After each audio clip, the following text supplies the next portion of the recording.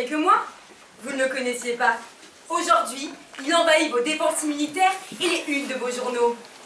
Mais qui est vraiment Ebola? France 4 a rencontré le fameux virus pour une petite conversation à bâton rompu.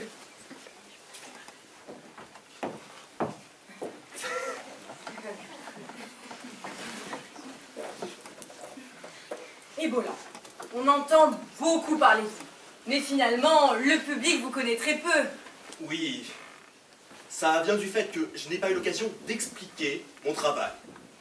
Vous savez, depuis un an, c'est un peu fou ce qui m'arrive. Hein. Je cours partout et je n'ai pas eu le temps de me poser 5 minutes pour faire le point. Mais au fond, je suis juste un virus qui a eu de la chance. J'étais au bon endroit, au bon moment. Et quand je vois les autres virus qui galèrent autour de moi, je me dis qu'il faut savoir rester humble. Assurément. Enfin bon, c'est quand même relativement agréable le succès, non? Oui, bien sûr, mais l'important pour moi, c'est de faire ce que j'aime. Et ce que j'aime, c'est de détruire les défenses militaires des gens, de façon à provoquer une liquéfaction des organes internes qui amène la mort en 3 à 6 jours. Ah, si je peux faire ça toute ma vie, je serais heureux. Le succès c'est bien, mais ce n'est pas le plus important.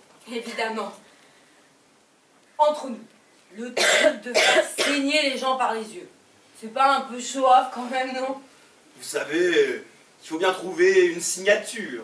Le petit truc qui fait qu'on se dit « Putain, c'est voilà !» Après, je vous rappelle quand même que faire saigner des yeux, ça fait super mal, hein. Donc c'est pas seulement de la frime. Oui, bien sûr. Depuis le début, le public vous connaît comme très inspiré et authentique dans votre travail. Quelles ont été vos influences?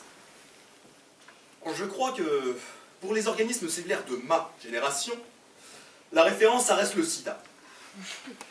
Ah, j'étais gamin quand il était au top de sa gloire et je me rappelle qu'on essayait de l'imiter à la récré. Paf! J'investissais l'infocité, bam! Je te l'ai réduit en miettes! Évidemment, à l'époque, on n'avait pas accès à de vraies personnes. Donc on faisait ça sur des champs. Mais bon, ça reste des super souvenirs. Et depuis votre succès, vous l'avez rencontré? Le VIH? Ah oui, on s'est rencontrés dans le foie d'un fœtus en Guinée. Ah, je lui ai dit que j'adorais son travail. Et puis on est devenus amis. C'est étrange d'ailleurs, quand vos héros deviennent des amis. En ce moment, on se parle toutes les 2-3 semaines au téléphone. Mais il va pas super bien. Hein. Je crois qu'il a compris que le succès était derrière lui. Mais bon, je continue quand même de l'encourager et... Ah, des fois, on fait même des virées ensemble dans le corps d'une prostituée du Libéria et...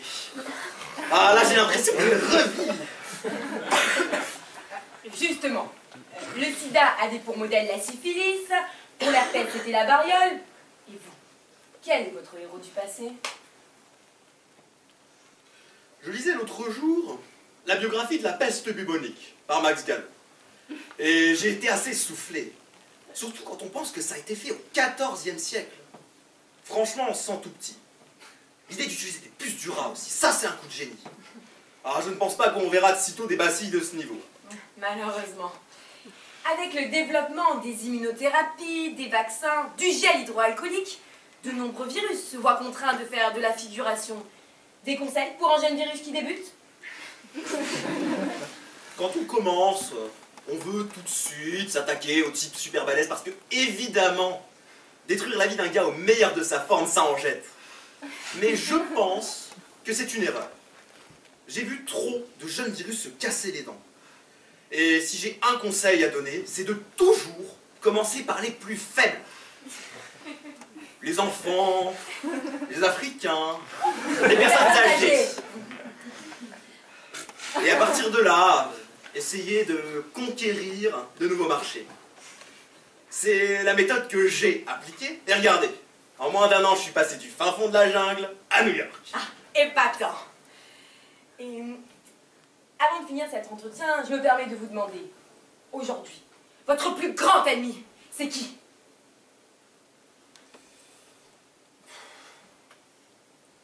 Il y a ce gars aux États-Unis qui a compris que mes bêta-protéines avaient un effet immunosuppresseur.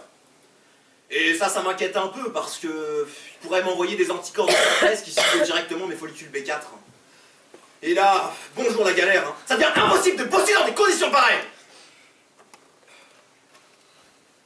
En ce moment, je suis en train de bosser sur une mutation efficace qui rendrait ces conclusions inutiles.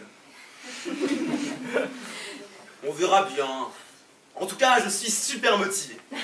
Tant mieux. Merci beaucoup, Ebola. Et maintenant, sans transition, comment élever des cailloux avec roc voisine et pierre adjacente.